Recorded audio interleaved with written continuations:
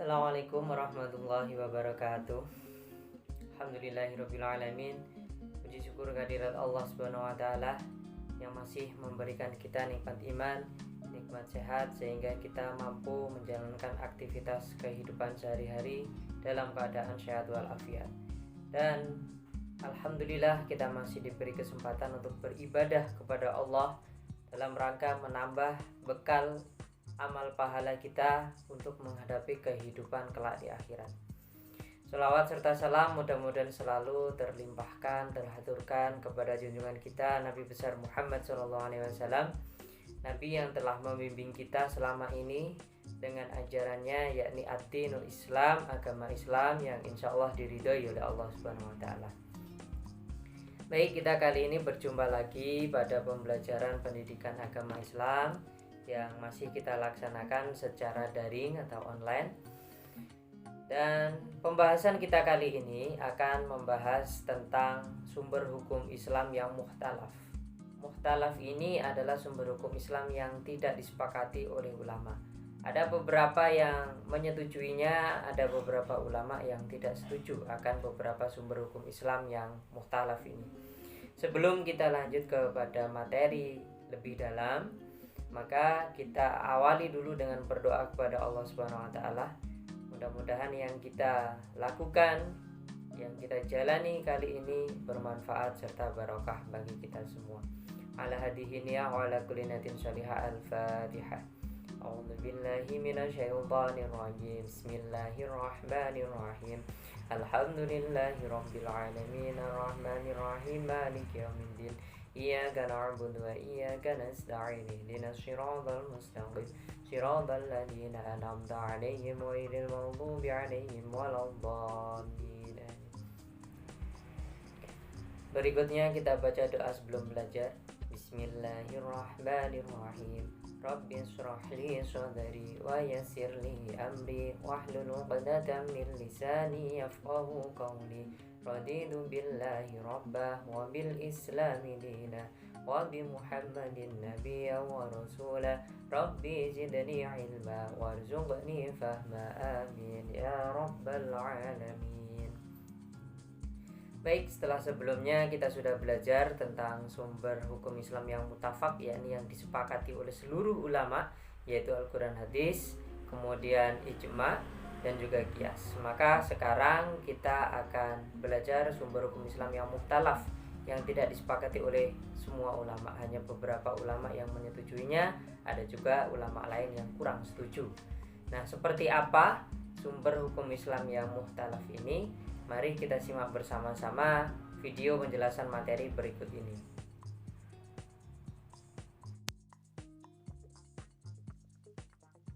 Baik, kita sekarang sudah mulai memasuki materi, yang mana materi yang akan kita bahas pada kesempatan kali ini adalah sumber hukum Islam yang mukhtalaf. Jika sebelumnya kita telah belajar sumber hukum Islam yang muttafaq, maka sekarang saatnya kita belajar sumber hukum Islam yang mukhtalaf.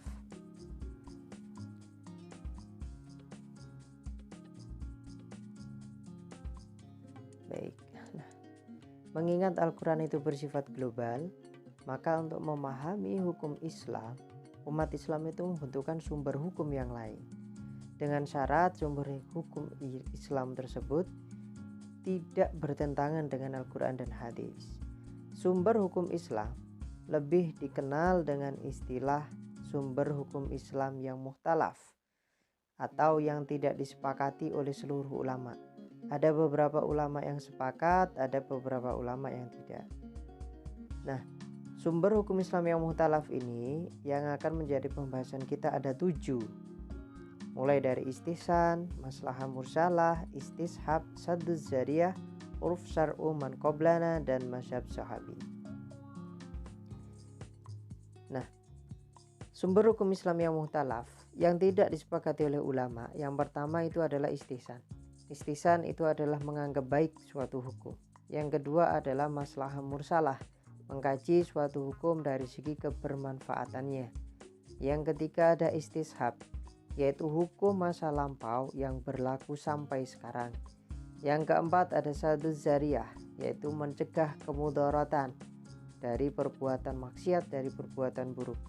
Yang kelima ada urf, yaitu hukum sesuai dengan adat kebiasaan. Yang keenam ada syar'u man qablana, itu adalah syariat yang dibawa nabi-nabi sebelum Nabi Muhammad. Yang ketujuh ada mazhab Syahabi. Mazhab Syahabi ini adalah pendapat dari para sahabat Rasulullah yang telah belajar ilmu agama langsung melalui Rasulullah. Untuk yang pertama kita akan membahas masalah istihsan, yaitu hukum yang tentang menganggap baik. Dilihat dari segi pengertiannya secara bahasa, istihsan itu adalah menganggap baik. Sedangkan secara istilah, istihsan ialah berpindahnya seorang mujtahid dari hukum yang dikehendaki oleh qiyas jali, oleh qiyas yang jelas, kepada hukum yang dikehendaki oleh qiyas kafi, qiyas yang samar-samar, atau dari ketentuan hukum kuli yang itu umum kepada ketentuan hukum juz'i yang itu khusus, karena ada dalil atau alasan yang lebih kuat menurut pandangan mujtahid. Nah, yang dimaksudkan dari pengertian tersebut, yang pertama, menguatkan qiyas kafi samar-samar atas qiyas jali yang jelas. Contohnya adalah wanita yang sedang haid boleh membaca Al-Quran berdasarkan istihsan dan haram menurut qiyas. Karena menurut qiyas, wanita haid itu dikiaskan atau disamakan kepada hukum junub dengan ilat, dengan sifat sama-sama tidak suci. Orang yang junub, orang yang tidak suci, haram membaca Al-Quran. Maka orang haid juga haram membaca Al-Quran. Tapi menurut istihsan, haid itu berbeda dengan junub. Karena haid itu waktunya lama, sedang junub itu waktunya sebentar. Maka menurut istihsan, itu diperbolehkan membaca Al-Quran.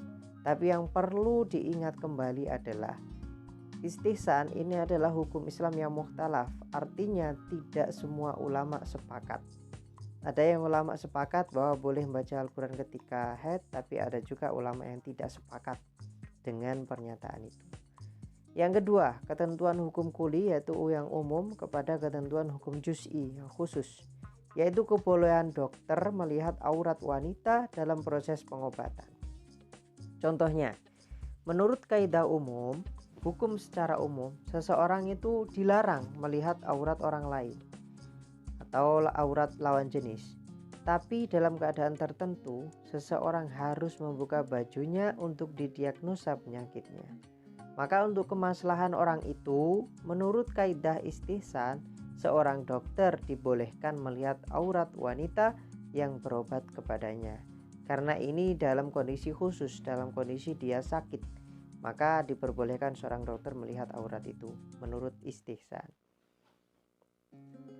Dasar hukum istihsan sesuai dengan Quran surat Az-Zumar ayat 18, alladzina yastami'una al-qaula, yang mendengarkan perkataan lalu mengikuti apa yang paling baik, fayattabi'una ahsanah, maka mereka itu telah diberi petunjuk dan mengikuti yang baik. Ulaikal ladzina hadahumullah, mereka itu telah diberi petunjuk oleh Allah Subhanahu wa taala. Wa ulaika hum ulul albab, dan mereka itulah orang-orang yang mempunyai akal. Dari dasar hukum ini, maka sangat dianjurkan untuk mengikuti apa yang paling baik, dan itu yang menjadi dasar hukum istihsan. Nah, ini yang saya maksud tadi. Ada ulama yang menerima dan ada ulama yang menolak istihsan sebagai sumber hukum. Menurut jumhur Malikiyah dan Hanabilah, mazhab Maliki dan mazhab Hambali, menetapkan bahwa al-istihsan adalah suatu dalil syar'i yang dapat dijadikan hujjah untuk menetapkan hukum terhadap sesuatu yang ditetapkan oleh qiyas atau keumuman nas Al-Quran dan hadis. Dan menurut ulama Hanafiyah, menggunakan al-istihsan ini dengan alasan bahwa berdalil dengan al-istihsan itu sebenarnya sama dengan berdalil dengan qiyas kafi atau berdalil dengan istislah. Kesemuanya dapat diterima. Jadi Malikiyah, Hambali dan juga Hanafi sepakat bahwa istihsan dapat dijadikan sumber hukum. Ulama Syafi'iyah memiliki pandangan yang berbeda. Nah, ini mazhab Syafi'i memiliki pandangan yang berbeda mengenai istihsan. Menurut Imam Syafi'i dengan qaulnya yang masyhur bahwa barang siapa yang berhujjah dengan istihsan maka ia telah membuat sendiri hukum syara. Imam Syafi'i berkeyakinan bahwa berhujjah dengan istihsan berarti telah menentukan syariat baru, sedangkan yang berhak membuat syariat itu hanyalah Allah. Dari sinilah terlihat bahwa Imam Syafi'i beserta pengikutnya cukup keras dalam menolak masalah istihsan ini. Yang kedua ada maslahah mursalah, kebermanfaatan. Dari segi pengertiannya secara bahasa, maslahah dapat berarti kebaikan, kebermanfaatan, kepantasan, kelayakan, keselarasan, kepatutan. Sementara kata mursalah merupakan isim maf'ul dari kata arsala yang artinya terlepas atau bebas. Secara istilah, maslahah mursalah mempunyai arti terlepas atau terbebas dari keterangan yang menunjukkan boleh atau tidak bolehnya dilakukan. Menurut Abdul Wahab Khalaf, secara istilah maslahah mursalah adalah maslahah yang tidak ada dalil syarak datang untuk mengakuinya dan menolaknya. Ada beberapa ulama yang menerima dan ada pula beberapa ulama yang menolak tentang maslahah mursalah sebagai sumber hukum. Jumhur ulama atau mayoritas ulama menolak maslahah mursalah ini sebagai sumber hukum. Sementara Imam Malik membolehkan berpegang pada maslahah mursalah. Yang ketiga, apabila maslahah mursalah itu sesuai dengan dalil kulli yang umum atau dalil juz'i yang khusus dari syarak, maka boleh berpegang kepadanya. Menurut Ibnu Burhan, dan ini adalah pendapat dari Imam Syafi'i. Syarat-syarat maslahah mursalah. Para ulama berpendapat bahwa maslahah mursalah sebagai sumber hukum harus hati-hati dalam menggunakannya, sehingga tidak memberikan peluang penetapan hukum berdasarkan hawa nafsu. Karena itu, ulama memberikan syarat bagi orang yang berpegang pada maslahah mursalah. Dan syarat-syaratnya itu ada 3. Yang pertama, maslahah itu harus jelas dan pasti, bukan hanya berdasarkan anggapan atau perkiraan.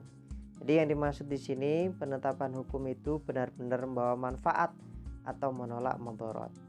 Yang kedua, maslahah itu bersifat umum, bukan untuk kepentingan pribadi. Penetapan hukum itu memberi manfaat kepada manusia terbanyak atau menolak mudarat dari mereka, bukan untuk kepentingan individu seseorang. Syarat yang ketiga, hukum yang ditetapkan berdasarkan maslahah ini tidak bertentangan dengan hukum atau prinsip yang telah ditetapkan dengan nas Al-Quran dan hadis atau ijma. Itu syarat-syarat maslahah mursalah agar bisa dijadikan sebagai sumber hukum Islam. Yang ketiga, kita akan mempelajari tentang istishab, yaitu hukum di masa lampau yang masih berlaku sampai sekarang. Secara bahasa, istishab itu mempunyai arti selalu menemani atau selalu menyertai. Sedangkan secara istilah, istishab itu adalah menjadikan hukum yang telah tetap pada masa lampau terus berlaku sampai sekarang karena tidak diketahui adanya dalil yang merubahnya. Nah, istishab itu ada macam-macamnya. Yang pertama, istishab al-adam, yaitu tidak adanya suatu hukum yang ditiadakan oleh akal berdasarkan asalnya dan tidak pula ditetapkan oleh syarak. Contohnya, sholat yang keenam itu tidak ada karena sholat itu diwajibkan 5 waktu dalam sehari semalam. Akal kita ini secara tidak langsung pasti sudah mengetahui bahwa sholat yang keenam itu hukumnya tidak wajib, meskipun tidak ada syarak hukum yang menegaskannya, karena tidak ada dalil yang mewajibkannya. Jadi manusia tidak wajib melakukan sholat ke-6 dan berlaku sepanjang masa. Akal kita sudah langsung bisa menerima karena kewajibannya sholat itu 5 waktu dalam sehari. Maka sholat yang ke-6 itu jelas tidak wajib. Yang kedua, istishab umum atau nash, sampai datang dalil yang merubahnya berupa muhasih atau nasih. Dalam hal ini yang dimaksud yaitu hukum tetap berlaku menurut umumnya sampai ada yang merubahnya. Contohnya, dalam ayat Al-Quran, hukum mawaris, hukum warisan seseorang, bahwa seorang anak itu mendapat bagian dari orang tuanya. Hukum tersebut berlaku umum untuk semua anak sampai datang dalil yang mengkhususkannya. Contohnya di sini dalil yang disampaikan oleh Nabi Muhammad yang artinya pembunuh tidak mendapat bagian waris. Nah, artinya ketika anak tersebut adalah seorang pembunuh, maka dia tidak mendapatkan harta waris dari orang tuanya. Nah, macam istisab yang ketiga itu adalah istisab hukum yang ditujukan oleh syarak, tetapnya dan kekalnya karena ada sebabnya. Contohnya di sini adalah seorang wanita menjadi halal bagi seorang laki-laki sebab adanya akad nikah yang sah. Dan hukum halal itu terus berlaku selama tidak ada hukum yang merubahnya. Misalnya tidak ada talak, tidak ada fasakh, tidak ada perceraian dan lain sebagainya. Yang keempat, istishab keadaan ijma atas sesuatu hukum untuk terus berlaku pada tempat yang diperselisihkan. Contohnya, sebagian ulama di sini mengatakan bahwa orang yang salat dengan tayamum, kemudian saat sedang sholat tiba-tiba melihat air, maka sholatnya batal. Nah, berdalilkan istishab terhadap sahnya sholat dengan tayamum sebelum melihat air, hukum tersebut terus berlaku sampai ada dalil bahwa melihat air membatalkan sholat. Artinya menurut istishab di hukum yang lampau itu adanya ketika dia tayamum sebagai pengganti air, dan ketika tengah-tengahnya dia menjumpai air, itu tidak ada dalil yang mengatakan bahwa hal tersebut membatalkan sholat. Tapi di sini menurut istishab itu dibatalkan. Nah, untuk masalah ini masih diperselisihkan di antara ulama. Menurut sebagian ulama, istishab seperti ini tidak dapat dijadikan hujjah, tidak dapat dijadikan sumber hukum Islam dalam penetapan hukum. Nah, ulama yang menerima dan menolak istishab sebagai sumber hukum.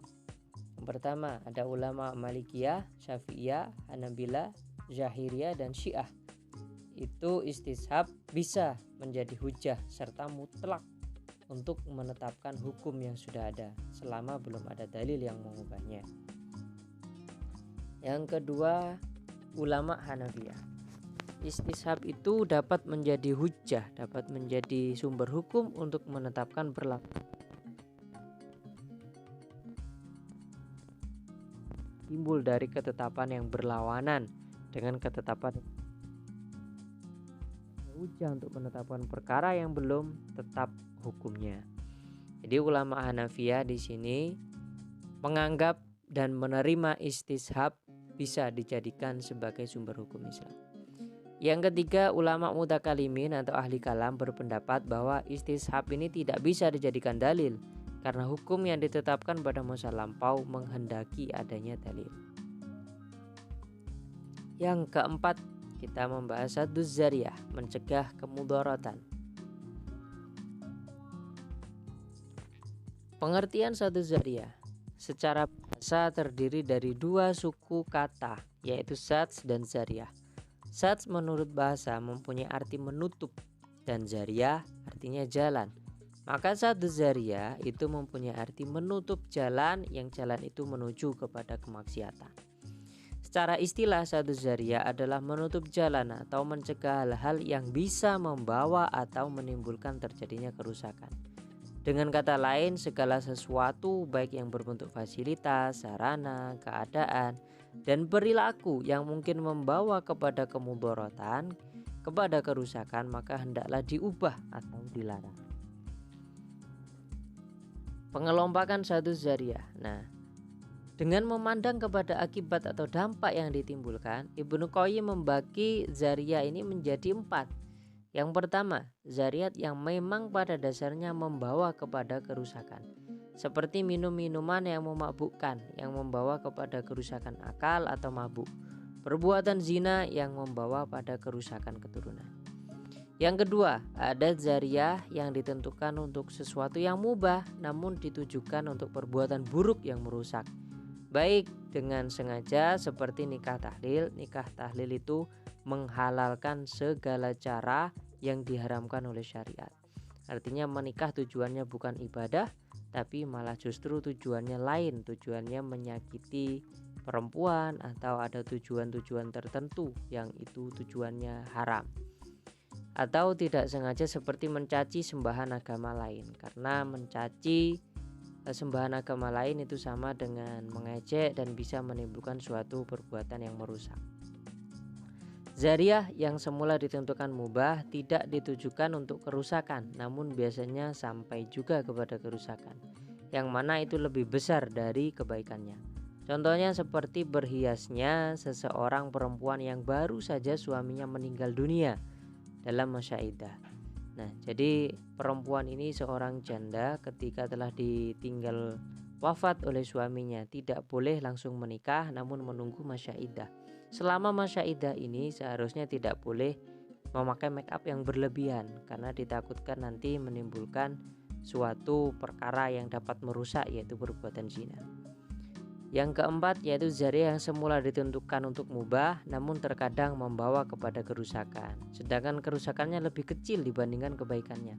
Contohnya dalam hal ini melihat wajah perempuan saat dipinang, maka kerusakannya itu lebih kecil karena kerusakan ini bersifat syahwat, namun kebaikannya ini bisa lebih besar untuk mengetahui wajah dari perempuan yang akan dinikahinya. Nah, pengelompokan satu zariyah dilihat dari segi tingkat kerusakan yang ditimbulkan. Abu Ishaq Asy-Syatibi membagi zariyah kepada 4 jenis. Yang pertama, zariyah yang membawa kepada kerusakan secara pasti. Artinya bila perbuatan zariyah itu tidak dihindarkan, pasti akan terjadi kerusakan. Yang kedua, zariyah yang membawa kepada kerusakan menurut biasanya. Dengan arti kalau zariyah itu dilakukan, maka kemungkinan besar akan timbul kerusakan atau akan dilakukannya perbuatan yang dilarang. Yang ketiga, zariyah yang membawa kepada perbuatan terlarang menurut kebanyakan. Hal ini berarti bila zariyah itu tidak dihindarkan, seringkali sesudah itu akan mengakibatkan berlangsungnya perbuatan yang terlarang. Yang keempat, zariyah yang jarang sekali membawa kerusakan atau perbuatan terlarang. Dalam hal ini seandainya perbuatan itu dilakukan belum tentu menimbulkan kerusakan. Ulama yang menerima dan menolak satu zariyah sebagai sumber hukum. Pertama, menurut Imam Malik, satu zariyah dapat menjadi sumber hukum. Artinya perkara yang mubah itu dapat dilarang kalau pada pembolehannya itu membuka jalan untuk mendorong kepada maksiat. Yang kedua, menurut Imam Abu Hanifah dan Imam Syafi'i, satu zariyah tidak dapat dijadikan sumber hukum karena sesuatu yang menurut hukum asalnya mubah tetap diberlakukan mubah pada hukumnya. Jadi menurut Imam Malik itu satu zariyah bisa dijadikan sumber hukum, tapi menurut Imam Abu Hanifah dan Imam Syafi'i satu zariyah tidak dapat dijadikan sumber hukum. Yang kelima, kita akan mempelajari tentang urf, yaitu adat kebiasaan. Urf menurut bahasa artinya adat kebiasaan. Adapun secara istilah syara, Wahbah Zuhaili menyebut urf ialah apa yang dijadikan sandaran oleh manusia dan mereka berpijak kepada ketentuan urf tersebut, baik yang berhubungan dengan perbuatan yang mereka lakukan maupun terkait dengan ucapan yang dipakai secara khusus. Macam-macam urf. Dilihat dari segi sifatnya, maka urf itu dibedakan menjadi dua macam. Yang pertama ada urf amali. Urf amali yaitu urf yang didasarkan kepada praktik atau perbuatan yang berlaku dalam masyarakat secara terus-menerus. Contohnya di sini berbagai transaksi yang dilakukan oleh masyarakat dengan cara tertentu, yaitu dengan cara menggunakan uang misalnya atau dengan cara barter saling menukar barang. Urf kauli atau disebut juga urf lafzi, yaitu kebiasaan masyarakat dalam menggunakan lafal atau ungkapan dan ucapan tertentu. Contohnya kata atau ungkapan al-waladi untuk menyatakan anak laki-laki. Jika dilihat dari segi wujudnya, maka urf itu dibedakan menjadi dua macam juga. Yang pertama yaitu urf sahih atau urf yang baik, yang telah diterima oleh masyarakat secara luas, dibenarkan oleh pertimbangan akal sehat, membawa kebaikan dan kemaslahatan, serta menolak kerusakan dan tidak menyalahi ketentuan nas Al-Quran dan hadis atau as-sunnah. Yang kedua urf fasid, yaitu adat istiadat yang tidak baik yang bertentangan dengan nas Al-Quran dan hadis. serta kaidah-kaidah agama lainnya. Bertentangan dengan akal sehat, mendatangkan madarat, mendatangkan kerugian dan menghilangkan kemaslahatan, tidak ada untungnya. Kehujjahan urf. Apakah urf ini bisa dijadikan sebagai sumber hukum Islam? Ulama usul sepakat bahwa urf yang sahih dapat dijadikan hujjah, dapat dijadikan sumber hukum dan sarana dalam menetapkan hukum syara. Sedangkan urf fasid tidak dapat dijadikan hujjah, tidak dapat dijadikan sumber hukum. Artinya, urf yang sahih adalah urf yang baik, perbuatan yang membawa kemaslahatan dan mencegah kemudaratan itu diperbolehkan. Urf fasid itu adalah adat kebiasaan yang buruk, yang pasti itu tidak bisa dijadikan sebagai sumber hukum. Yang keenam, di sini ada syar'u man qablana. Syar'u man qablana ini adalah syariat sebelum Nabi Muhammad SAW. Syar'u man qablana mempunyai arti menurut bahasa. Berasal dari kata syar'u, syir'ah, yang artinya sebuah aliran. Aliran air sebuah agama hukum syariat, dan qablana artinya sebelum Islam. Artinya di sini syar'u man qablana menurut bahasa itu adalah aliran sebelum agama Islam. Secara istilah, syar'u man qablana itu adalah syariat yang diturunkan Allah kepada umat sebelum Nabi Muhammad, yaitu ajaran agama yang sebelum datangnya ajaran agama Islam. Seperti contohnya ajaran agama Nabi Musa, Nabi Isa, Nabi Ibrahim, Nabi Daud, dan nabi-nabi lain sebelum Nabi Muhammad. Itu ketika menyampaikan suatu hukum, maka itu disebut dengan syar'u man qablana. Macam-macam syar'u man qablana ada 3. Yang pertama, dinasyah syariat Islam. Dinasyah itu artinya tidak termasuk syariat Islam menurut kesepakatan semua ulama. Contohnya, pada syariat Nabi Musa, pakaian yang terkena najis tidak suci kecuali dipotong apa yang kena najis itu. Nah, sedangkan dalam Islam sendiri, ketika pakaian terkena najis maka bisa disucikan dengan cara-cara tertentu sesuai tingkatan najis itu. Nah, yang kedua, macam syar'u man qablana itu dianggap sebagai syariat Islam. Melalui Al-Quran dan As-Sunnah dan Hadis, ini termasuk syariat kita atas kesepakatan ulama. Contohnya, perintah menjalankan puasa. Nah, dulu ajarannya Nabi Daud sudah ada perintah untuk menjalankan puasa. Dan sekarang kita masih juga ada perintah untuk menjalankan ibadah puasa. Maka berarti syariat yang dibawa Nabi Daud itu juga dianggap sebagai syariat Islam. Yang ketiga, ada syar'u man qablana yang tidak ada penegasan. Tidak ada penegasan dalam artian di sini itu tidak ditegaskan. Tidak ada penegasan bahwa itu dari syariat kita, apakah dinasyah atau dianggap sebagai syariat kita. Jadi itu bisa jadi kita jadikan sebagai pelajaran umat-umat terdahulu. Kehujjahan syar'u man qablana sebagai sumber hukum Islam. Sebagian ulama seperti Imam Abu Hanifah, Imam Malik, Imam Syafi'i, dan Imam Ahmad ibnu Hanbal menyatakan bahwa hukum-hukum yang disebutkan dalam Al-Quran dan Hadis, meskipun objeknya tidak untuk Nabi Muhammad, selama tidak ada penjelasan tentang nasahnya, maka berlaku pula untuk umat Nabi Muhammad. Dari sini muncullah kaidah syariat untuk umat sebelum kita juga berlaku untuk syariat kita.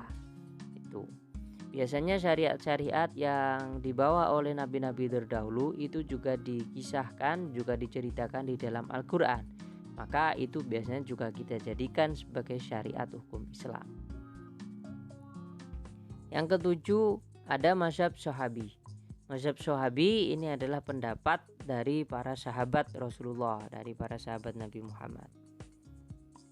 Secara bahasa, mazhab Sahabi artinya pendapat sahabat Rasulullah tentang suatu kasus di mana hukumnya tidak dijelaskan secara tegas dalam Al-Quran dan Sunnah Rasulullah. Maka para sahabat ini mengeluarkan pendapatnya. Secara istilah, definisi sahabat menurut ahli hadis itu adalah sahabat setiap muslim yang pernah melihat Rasulullah walau hanya sesaat. Menurut Al-Jahiz, sahabat itu adalah orang yang kumpul bersama Rasulullah dalam waktu yang cukup lama serta menimba ilmu langsung dari Rasulullah. Mazhab sahabi ini ada beberapa macam-macamnya. Yang pertama, perkataan sahabat terhadap hal-hal yang tidak termasuk objek ijtihad. Dalam hal ini para ulama semuanya sepakat bahwa perkataan sahabat bisa dijadikan hujjah, bisa dijadikan sumber hukum. Karena kemungkinan mendengarkan dari Nabi Muhammad itu sangat besar. Sehingga perkataan sahabat dalam hal ini bisa termasuk dalam kategori as-sunnah. Meskipun perkataan ini adalah hadis mauquf. Contohnya yaitu perkataan Ali bahwa jumlah mahar atau jumlah mas kawin yang terkecil itu adalah 10 dirham. Macam mazhab sahabi yang kedua itu adalah perkataan sahabat yang disepakati oleh sahabat yang lain. Dalam hal ini perkataan sahabat adalah hujjah dalam sumber hukum karena masuk dalam kategori ijma. Yang ketiga, perkataan sahabat yang tersebar di antara para sahabat yang lainnya dan tidak diketahui ada sahabat yang mengingkari atau menolaknya. Dalam hal ini pun bisa dijadikan hujjah, bisa dijadikan sumber hukum karena ini merupakan ijma sukuti bagi mereka yang berpendapat bahwa ijma sukuti bisa dijadikan hujjah. Artinya ketika sahabat berpendapat, tidak ada sahabat lain yang menolaknya, tidak ada sahabat lain yang mengingkarinya. Artinya yang seperti itu perkataan sahabat mazhab sahabi bisa dijadikan sebagai sumber hukum Islam. Kehujahan mazhab sahabi. Nah, mazhab sahabi atau qaulus sahabi ini dapat menjadi hujjah, dapat menjadi sumber hukum. Pendapat ini berasal dari Imam Malik, Abu Bakar Ar-Razi, Abu Sa'id, sahabat Imam Abu Hanifah, begitu juga Imam Syafi'i dalam qaul qadimnya, termasuk juga Imam Ahmad bin Hambal dalam satu riwayat. Mazhab sahabat yang kedua ini, mazhab sahabat atau qaul sahabi secara mutlak tidak dapat menjadi hujjah, tidak dapat menjadi sumber hukum. Pendapat ini berasal dari jumhur Asy'ariyah dan Mu'tazilah.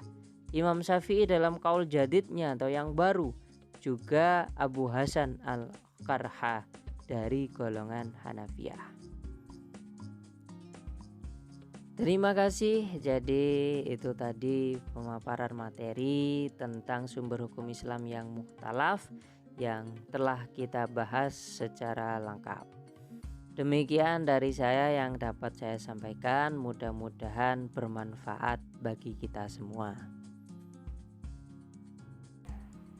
Nah, jadi itu tadi penyampaian materi tentang sumber hukum Islam yang mukhtalaf yang tidak disepakati oleh ulama. Yang mana tadi dapat kita ambil kesimpulan bahwa sumber hukum Islam yang mukhtalaf ini ada 7 yang kita bahas tadi. Yang pertama mulai dari istihsan, yang mana istihsan itu adalah menganggap yang baik, menganggap sesuatu yang baik maka itu boleh.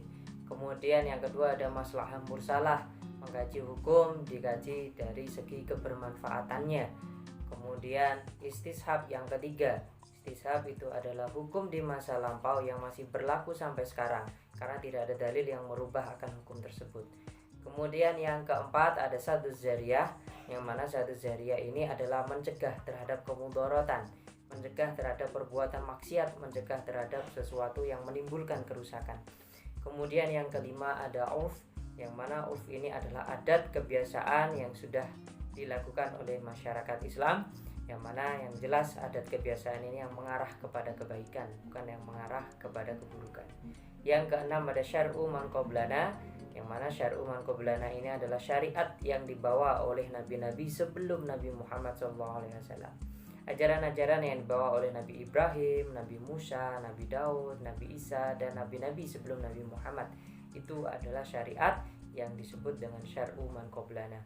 Kemudian yang ketujuh, yang terakhir tadi ada mazhab sahabi, yang mana mazhab sahabi ini adalah pendapat dari para sahabat Rasulullah SAW, dari para sahabat yang telah menimba ilmu, yang telah belajar ilmu langsung kepada Rasulullah SAW. Itu disebut dengan mazhab sahabi. Nah, itu beberapa sumber hukum Islam yang mukhtalaf.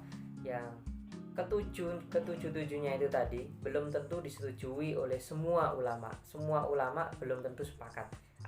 Tadi sudah kita bahas ya bahwa beberapa ada yang sepakat, ada yang setuju, dan beberapa lagi ada yang tidak setuju atau tidak menggunakan hukum tersebut sebagai sumber hukum Islam.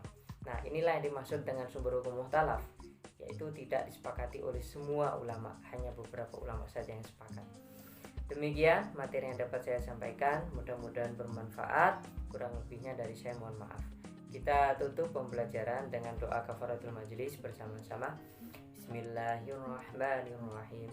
Subhanakallahumma wa bihamdika asyhadu an la ilaha illa anta astaghfiruka wa atubu ilaik. Walhamdulillahi rabbil alamin. Sekian dari saya, wallahul muwaffiq ila aqwamit thoriq. Wassalamualaikum warahmatullahi wabarakatuh.